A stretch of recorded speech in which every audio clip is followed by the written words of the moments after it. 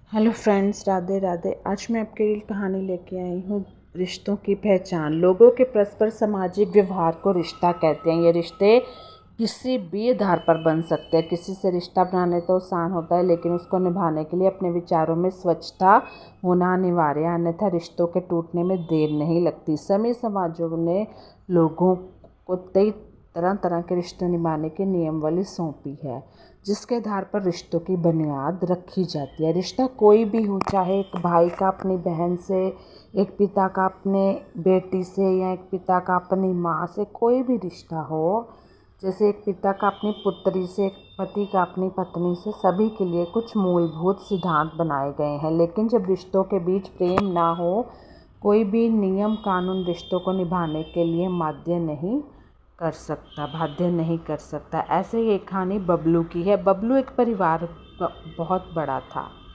पुश्तैनी संपत्ति के कानूनी बंटवारे की वजह से रिश्तों में उनके खटास आ चुकी थी। मतलब सब बंटवारा करके इधर उधर अपनी अपनी लाइफ में सेटल हो चुके थे।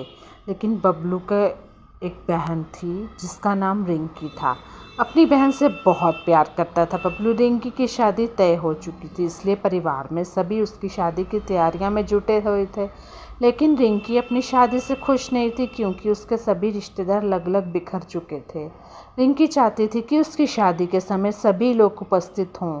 बबलू अपनी बहन का दुख समझता था, इसलिए उस बिना कुछ कहे रिंकी को उसे कहा कि देखना, तुम्हारे शादी में सब रिश्तेदार आएंगे। इसलिए उसने सोचा वह सभी रिश्तेदारों को जाकर शादी के लिए आमंत्रित करेगा, और अगले ही दिन वह शादी के कार्ड लेकर अपनी मोटरसाइकिल से निकल गया। बबलू अपने भी सभी रिश्तेदारों को हाथ जोड़कर आमंत्रित करता जा रहा था, लेकिन कोई उसे पानी तक के लिए नहीं पूछ रहा था। बबलू को पहले से ही पता था कि उसकी बहन की शादी में एक भी रिश्तेदार नहीं आएगा, इसलिए उसने शादी के कार्ड के पीछे नंबर के साथ एक चिट चिपकाई थी, जिसमें लिखा था कि शादी में उपस्थित होने वाले भाग्यशाली विजेताओं को लकी ड्रा में सोने के आकर्षक उपहार दिए जाएंगे। फिर क्या था, शादी के दिन रिश्तेदारों की भीड़ लगने लगी। रिश्तेदारों को जमावड़ा देख रिंकी के माँ बाप खुशी से फूले नहीं समा रहे थे। उन्हें ऐसा लग रहा था कि पहली बार उनकी खुशियों की कमी पूरी हुई है, लेकिन उन्हें क्या पता था कि रिश्तेदार नाम के लालच में यहाँ तक खिंचे चले आए हैं, इनाम जो रखा था बबलू ने। धीरे धीरे शादी के दौरान रिश्तेदारों में फुसफुसाहट शुरू हुई, और देखते ही देखते रिश्तेदारों ने अपने लालची रूप का प्रदर्शन शुरू कर दिया। और कुछ रिश्तेदार तो खाने में मशहूस इतने थे, रिंकी के पिता से पूछने लगे कि, लेकिन उनको कोई बात की जानकारी नहीं थी, क्योंकि यह सारी कारस्तानी तो बबलू की थी।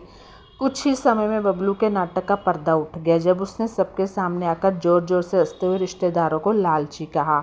शादी में आए हुए रिश्तेदार बबलू की बात सुनकर नाराज हो चुके थे। तभी बबलू के पिता ने बबलू को डांटते हुए कहा, तुमने रिश्तेदारों के साथ उपहार वाला मजाक क्यों किया?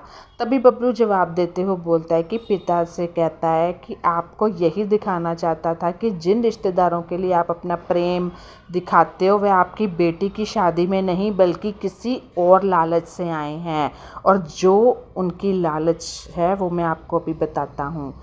अगले हमारे शादी में इसलिए नहीं आए हैं कि हमारी गरीबी दूर कमी थी, या हमारी शादी में बच्चे की तरह हमें समझ रखा था। हाँ, रिश्तेदारों के सामने हाथ जोड़कर माफ़ी मांगते हुए उसके पिता ने सभी को खाने के लिए आमंत्रित किया। लालची रिश्तेदार भला खाना कैसे छोड़ते, उन्हें कहते ही सभी गिद्धों की तरह खाने टूट पड़े। हालांकि रिंकी अपनी शादी से बहुत खुश थी, क्योंकि वह काफ़ी गरीब थे तब बंटवारा हुआ। दरअसल उसने इतने रिश्तेदार की कल्पना भी नहीं की थी। उसे अपने भाई की अक्लमंदी पर गर्व हो रहा था। बबलू ने अपने बहन की इच्छा पूरी कर अपने रिश्ता निभाया, लेकिन इस घटना के बाद उन्होंने अब सभी मतलबी रिश्तेदारों से रिश्ता ख़त्म कर लिया था, और नए रिश्तों की खोज के साथ ये कहानी भी ख़त्म होती है। तो कैसी लगी मेरी वीडियो मुझे ज़रूर बताइएगा।